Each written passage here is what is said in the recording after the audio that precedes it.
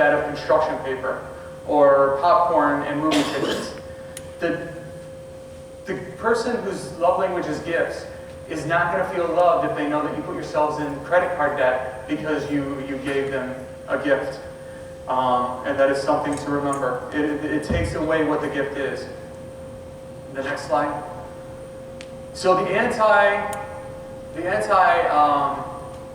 love language for this one is bribery. Understanding that trying to bribe a gifts person will suck the energy right out of them is important. It quickly becomes apparent that it's not done out of love if you're trying to say, again, that you're trying to bribe them. That's different than making a deal, but you're really trying to say, I want you to do this, and at the end of it, you will have a gift. It takes the choice out of the person whose gift it is, and makes it so that they have to do something. That lets you know that why gifts do not have a string attached to them. Next slide.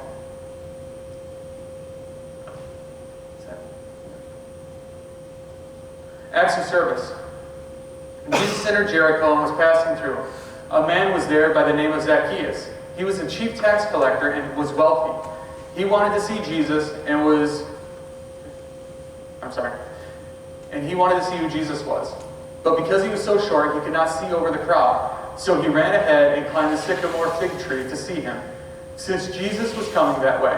When Jesus reached the spot, he looked up in the tree and said to him, Zacchaeus, come down immediately. I must stay at your house today.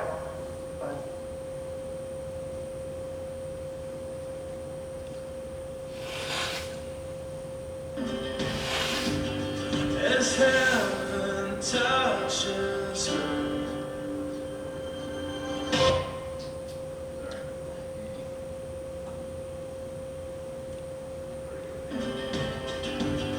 As heaven touches earth.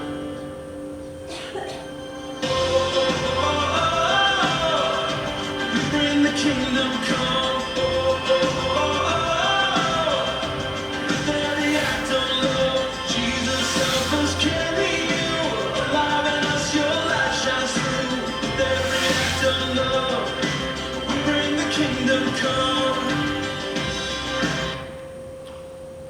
So you see why this was a multi-week project for the teams. Acts of service are based in effectiveness. The impact of what you do having on who you are doing it for. Something you are not being told to do or paid to do. Chores that you are getting an allowance for are not acts of service. However, something above and beyond that can be. Service is doing something kind and intentional and unexpected and helps someone out. Let's take a look at these ideas separate. Unexpected. This is the striking point. If you are constantly being asked to mow the yard, when you finally do it, it is expected of you. If you mow the yard before anybody asks you to do it, that's when it becomes unexpected, and that is when you will fill up somebody's love tank. Impactful. What good is it to wash your parents' car if it's raining out? It makes no sense. The impact is being able to do that.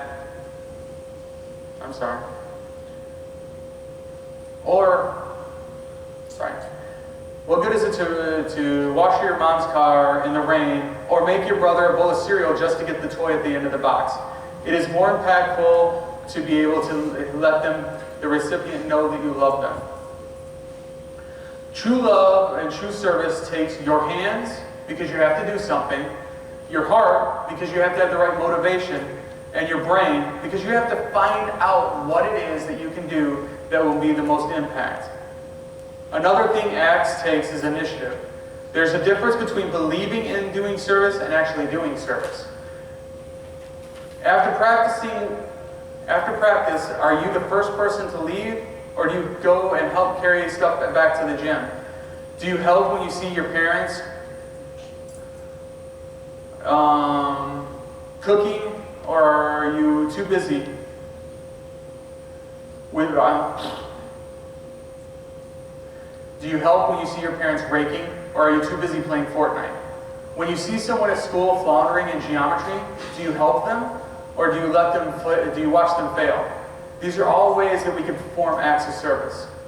Another point is a difference between choosing to serve and being coerced, or making a honey-do list. Remember, love is freely given. So if you have to be constantly reminded to do a chore, or to help in the yard work, or to paint the room, or to clean the bathroom, then you're not doing it with the love that you should be doing it with. Love will not be felt as the first emotion.